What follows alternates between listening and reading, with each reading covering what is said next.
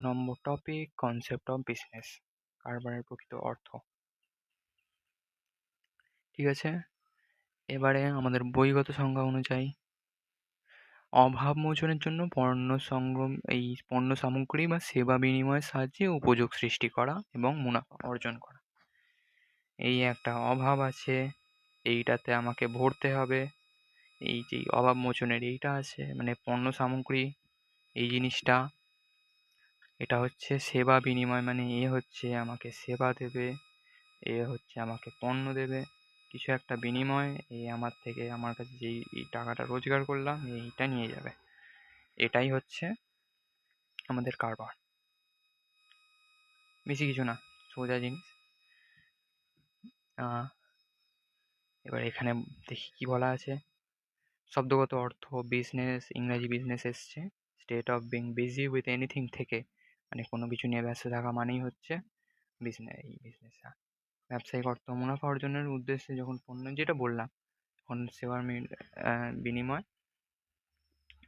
বিনিময়ের মাধ্যমে মানুষ অভাব মেটানো হয় তাকে বলা হয় কারবার। এবার এখানে বলা হয়েছে কারবারের মূল বৈশিষ্ট্য, মূল কয়েকটা বৈশিষ্ট্য আছে, 4টে বৈশিষ্ট্য বলেছে এখানে। এটি একটি ধারাবাহিক অর্থনৈতিক কার্যকলাপ, মানে এই যে আমি একটা কাজ করলাম, এই আমি আছি, আমি এই জিনিসটা নিয়ে বিজি আছি, যে আমি এইটার মধ্যে এইটা দেবো, এই জিনিসটা আছে, এই জিনিসটা আমি ভরছি এই জিনিসটার মধ্যে থেকে, কারণ আমি উপযোগ সৃষ্টি করছি, এই জায়গাটাতে আমি উপযোগ সৃষ্টি করছি। এই যে উপযোগটা সৃষ্টি হচ্ছে, আমি একে দিচ্ছি, এই উপযোগটা এ আমাকে পয়সা দিচ্ছে। তারপর এই জিনিসটা যখন বারবার বারবার বারবার সার্কুলার ওয়েতে রিপিট হতেই থাকবে হতেই থাকবে হতেই থাকবে, ওটাই হচ্ছে মানে একটা জিনিসকে বারবার করা, একটা জিনিস নিয়ে বারবার করে ব্যস্ত থাকা, ওটাই হচ্ছে মোট কথা কারবার, সোজা কথা। আর আমি যেটা বললাম, এই যে এটাতে ভরতে মানে অবমোচন করছে, এটার জন্য আমাকে একটা ছোট পয়সা দিচ্ছে, এইটা আমার হচ্ছে মুনাফা।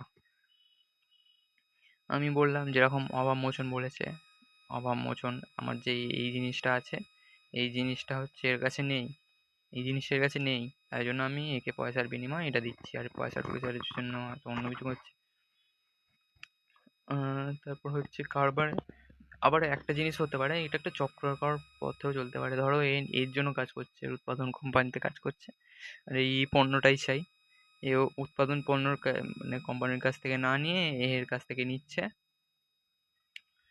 তাতে যে পয়সাটা লাভ হচ্ছে, এর লাভ হচ্ছে ওটাই, আর একে সাহায্য করছে, তাই জন্য একে পয়সা দিচ্ছে, সোজা কথা। এবার হচ্ছে কারবারের সময় ঝুঁকি ও অনিশ্চয়তা থাকে। আমি যে এই কথাগুলো বলছি সেগুলো সবই বইয়ের লাইন, কিন্তু অ্যাকচুয়ালি যাদের প্রচুর বড় বড় বিজনেস, তারা এই বিষয়টা জানে। হয়তো সবাই একটা মানে সমান লাইনে থাকতো যদি এইভাবে ট্রেড করা হতো। তো একটা অন্য লুপ হোলের কারণে চেঞ্জ হয়েছে, খালি বললাম। কারবারির সময় ঝুঁকি ও অনিশ্চয়তা থাকে।